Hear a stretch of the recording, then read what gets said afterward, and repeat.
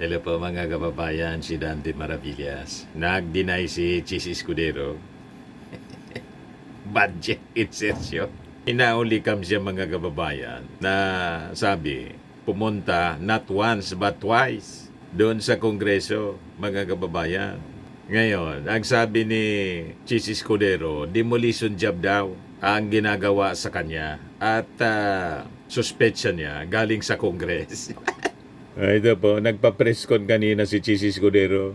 Escudero denies 150 billion budget insertions, cries demolition job. Yan o. Yung mga kasama mo mismo sa Senado, naniniwala na may nangyari talagang hindi ka nais-nais. Di ba? Kaya nga po si Senator Soto, saka si Ping Lacson mga kababayan, pangungunahan ng investigasyon dito sa sinasabing bilyon-bilyon mga kababayan na budget insertions.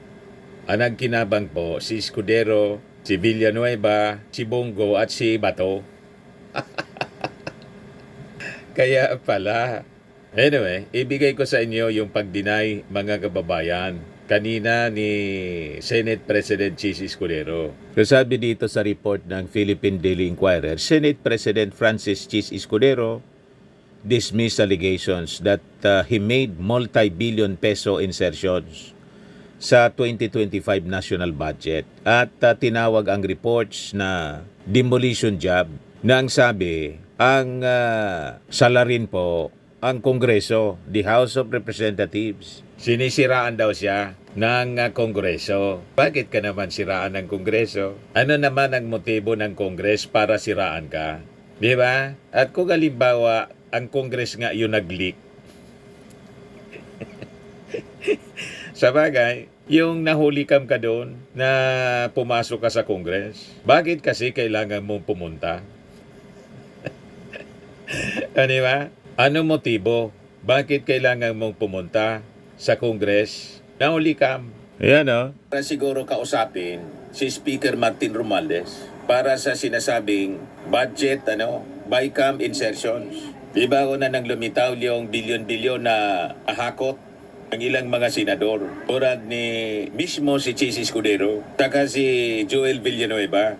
Ito, pakinggan natin yung report ng bilyonaryo nyo, si Corina Sanchez. Mas tumindi pa ang espekulasyon sa umano'y budget insertions ni SP Chis. Nahulikam kasi ang kanyang pagbisita sa Kamara not once but twice sa kasagsagan ng BICAM deliberations sa 2025 budget. Ang detalye sa agenda report ni Dexter Ganibe, live nagulat mula sa Batasang Pambansa. Dexter, so ano na ang latest dito sa tinaguri ang ham and cheese insertions? Ham and cheese insertions? Corina, mukhang hindi natatagal ang ham and cheese na breakfast o merienda sa Senado dahil ang sunog, kahit takluban mo man ng malaking planggana, sisingaw at sisingaw pa rin ang usok nito. Sumingaw? Hahamakin ng lahat, makamit lang ang minimiti. Isang kasabihan na naging gabay ng ilan para magtagumpay sa buhay. At tila yan din ang batayan ni Senate President Chis Escudero noong 19th Congress sa issue ng tumataginting na 142.7 billion pesos na umano'y budget insertions sa 2025 General Appropriations Act. 142 billion pesos na insertion ginapang ni Chis Escudero. Iyon ang sabi sa report ng Billionaire News kung saan pumunta pa si Chis Escudero sa Kongreso. Yan sinasabi natin, nothing concealed which shall not be revealed or hidden which shall not be made known. Ngayon, si Tito Sen, saka si Ping Lacson, magsasagawa na po ng investigasyon dito. Malamang mapipilitan si Chis Escudero na bumaba as Senate President. Nangangalisaw na po mga kababayan. Another karma ito. Diba? Hahamakin ng lahat, makamit lang ang minimiti. Isang kasabihan na naging gabay ng ilan para magtagumpay sa buhay. At tila yan din ang batayan ni Senate President Chis Escudero noong 19th Congress sa issue ng tumataginting na 142.7 billion pesos na umano'y budget insertions sa 2025 General Appropriations Act o GAA.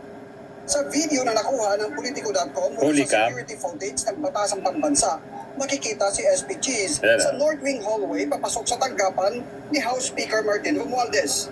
Naka-rubber shoes siya, maong pants at printed shirt. Ang oras, pasado alas 2 ng hapon. Ang petsa, November 30. Bonifacio Day, holiday. Nasundan ito ng isa pang pagbisita sa House. Not Ang once, unang but pagbisita twice. nangyari 2 araw matapos simula ng Bicameral Conference Committee para sa GAA. Wala pang Senate President sa kasaysayan ang bumisita sa House sa kasagsagan ng BICAM deliberations ng national budget, partikular sa panahon ng pag-reconcile ng mga magkaibang provision ng kanilang bersyon. Naaprobahan ng BICAM ang national budget noong December 11, 2024. At sa pag-aaral ng Politico.com, pangalawa ang lalawigan ng Sorsogon na home province ni Escudero sa nakakuha ng pangalawang pinakamalaking budget para sa mga proyektong pang-infrastruktura kasama ang flood diba? control projects. Nagkakahalaga ito ng 9.1 billion pesos. Pero 9.1 billion pesos. ng 142.7 billion pesos na mga budget insertions ay napunta sa palwarte ng kaalyado ni SP Cheese na si Joel Villanueva, ang you see? lalawigan ng Bulacan. Magkakasabwat, mga kababayan. Para kay Senator Loren Ligarda, kailangang mapag-usapan ito bago masimulan ang pagbusisi ng 2026 national budget. It is important before we proceed Booking, mga kababayan. to the NEP of 2026. We have to exercise Naiskandalo kayo ngayon. oversight on the GAA of 2025. Meaning, suriin natin saan nagkamali, saan ang pagkukulang, saan ang mali. So yan po ang report, mga kababayan ng Billionaire News. Ngayon, depensa ni Jesus Escudero, demolition job daw mula sa Congress. Booking na booking, mga kababayan.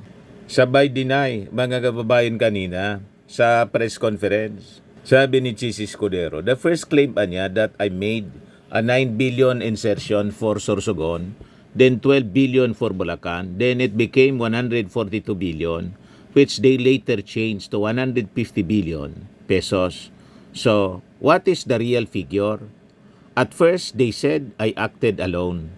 Then they drag in Senator Joel Villanueva, and now they're accusing the entire Senate.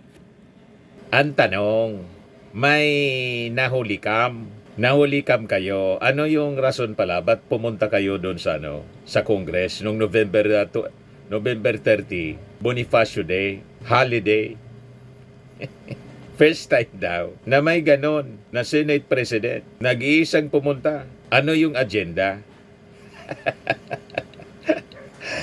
Yan ang tanong. Sabi ni Jesus Escudero, let me give you the full answer.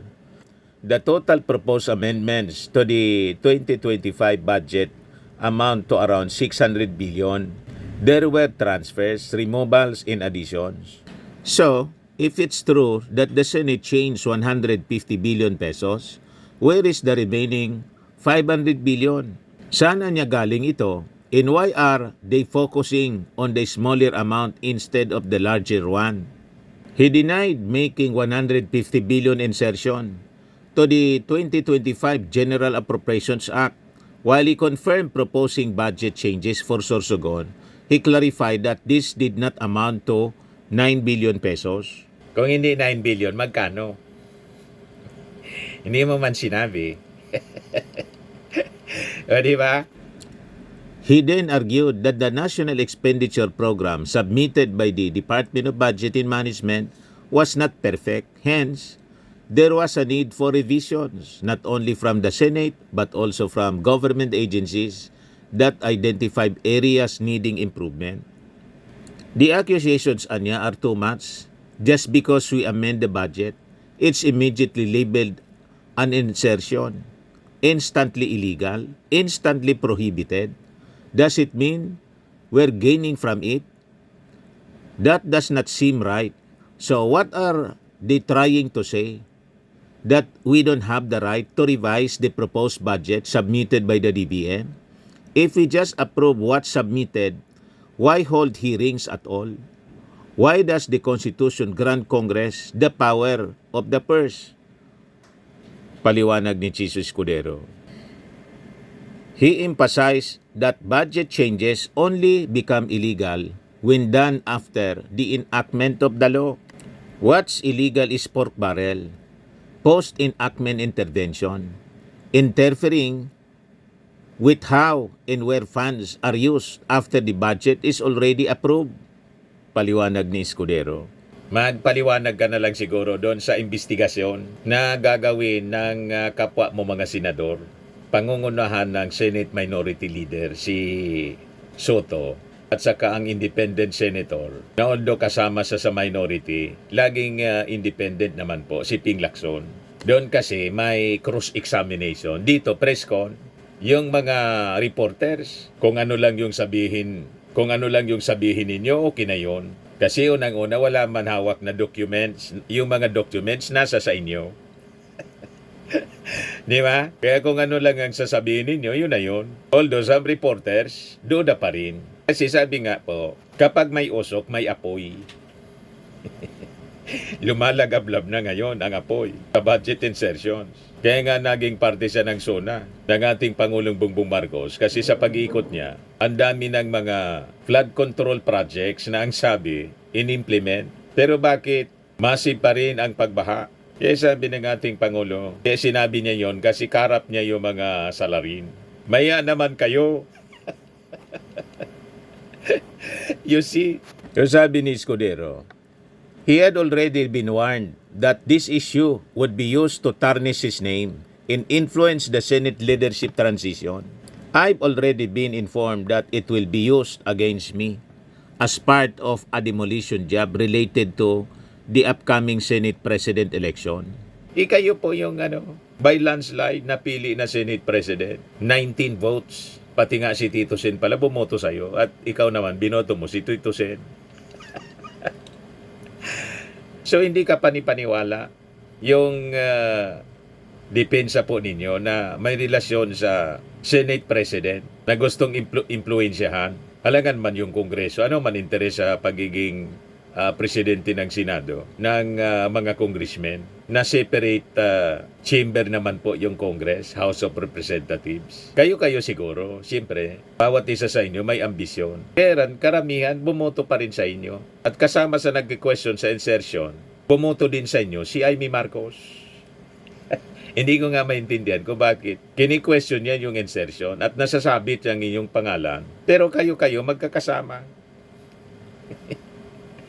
Sa majority black. When asked where this alleged demolition job originated, he said information he received pointed to the House of Representatives. At the right time, when we have sufficient basis, we might name the person. But having been in politics for so long, that's just comes with the territory. So sino si Martin Romualdez, ang pasimuno? Bakit? Sino kausap mo doon sa Congress pala? Bakit ka pumunta doon? Bulgar mo na. Anyway, magsasagawa ng investigasyon yung mga kasama mo mismo. Si Ping Lacson at saka si Tito Sen. Hindi kumbinsido yung mga netizens. Sabi ni Elizabeth Ibarra Ramoso, tell that to the Marines, Chisi. Sabi ni Akasa Isbeta, lapit ka na, Chis. Pornada na elite model ni Hart.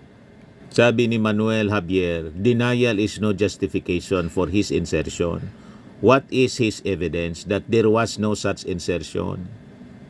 Sabi ni Edelberto Pilapil, demolition job, ano yung sinasabi mo? Ang totoong demolition ay yung ginagawa ninyo sa impeachment case na final sa inyo sa Senado. Lahat na nilabag ninyo sa saligang batas. Ano pa ba ang aasahan ng mga taong bayan? So libre ng magnakaw ang mga matataas na opisyal. Betrayal of public trust. Meron naman karma sa lahat ng mga ginagawa niyong mali. Sabi ni Samahang Walang Ayuda, Ping Lacson hindi Big Soto, Tito Sen will make an investigation. Sabi ni Benigno Bautista Nilo, ayan na, dami na kasing kumampi sa kasabwat. Sabi ni Cornelio Garcia, let an appropriate Senate committee conduct a formal investigation to know the facts. A famous psychologist said, liars can be figures. can be figured. But figures don't lie. Sabi ni Napoleon Celis, best actor as always. Eleuterio Vicente, let us not forget, when truth is buried under technicalities, the people pay the price. And when leaders are not held accountable, democracy suffers in silence. Sabi ni Marites Ponce, investigation is in order. Sabi ni Los Biminda, sinungaling kakilay. Deny lang ng deny, sabi ni D.M. Mojica. Wala namang bayad ang mag-deny, lalo pa't sanay na sanay na. Sa tagal nang nakapost sa dyan sa social media, now lang nag-react. Kaso may karma naman ang maling ginagawa, lalo na kung totoo. Sa Pilipinas, sabi ni Teddy Hamora, walang umaamin na officials pagdating sa pera. Sabi ni Ray Magno, let every corrupt officials be investigated. Sa dami nilang magkakakampi, dapat buwagin na ang mga nangaaboso sa bayan. Sabi ni Federico Salgado, the truth must come out. Sabi ni Melvin Rosales, denial king na din si Boy Kilay. Sabi ni Ronnie Francisco, mga walang hiya. Sabi ni IP Man Settings, bakit buhay pa yan? Sabi ni Mel Garcia Sarmiento, prove your innocence in a sentence using forthwith, Mr. Escudero. So, sumingaw na mga kababayan. Umalingasaw na. Ang baho talaga po, talagang mangangamoy. Ngayon, ang itinuturo ni Chis Escudero, pasimuno yung Congress. Ipaliwanag mong maayos sa investigasyon ng kapwa mo senador.